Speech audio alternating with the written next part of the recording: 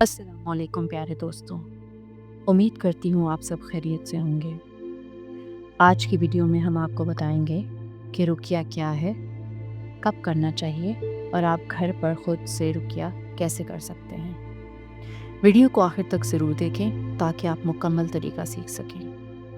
رقیہ قرآن و سنت پر مبنی ایک روحانی علاج ہے جس کا طریقہ ہمیں نبی کریم صلی اللہ علیہ وآلہ وسلم نے سکھایا۔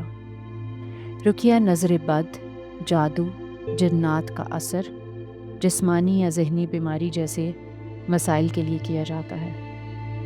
یاد رکھیں، شفا صرف اللہ کے ہاتھ میں ہے اور قرآن شفاء اور رحمت ہے۔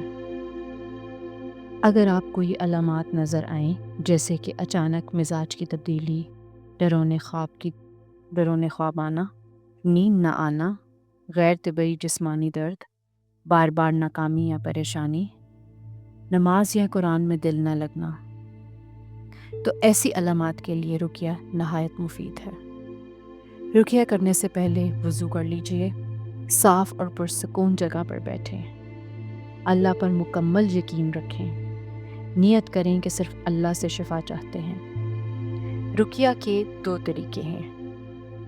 پہلا طریقہ یہ ہے کہ سب سے پہلے سورہ فاتحہ 7 مرتبہ، آیت الکرسی 3 مرتبہ، سورہ بقرہ کی آخری آیات جو کہ آپ کے سامنے اسکرینز پر موجود ہیں 1 مرتبہ، سورہ اخلاص 3 مرتبہ، سورہ فلق 3 مرتبہ، سورہ ناس 3 مرتبہ۔ یہ تمام صورتیں پڑھ کر ہاتھوں پر پھونک ماریں اور پورے جسم پر ہاتھ پھیر لیں، خاص طور پر جہاں تکلیف ہو وہاں زیادہ توجہ دیں۔ دوسرا طریقہ یہ ہے کہ یہ تمام صورتیں پڑھ کر آپ پانی پر پھونک ماریں اور وہ پانی پی لیجئے۔ اگر آپ کو ایسا محسوس ہو کہ تکلیف زیادہ سخت ہے تو رقیہ روز کیجیے۔ اللہ تعالیٰ آپ کو مکمل شفا دے، آمین۔ اگر آپ کو یہ ویڈیو پسند آئی ہو تو لائک، شیئر اور سبسکرائب ضرور کیجیے۔ جزاک اللہ خیر۔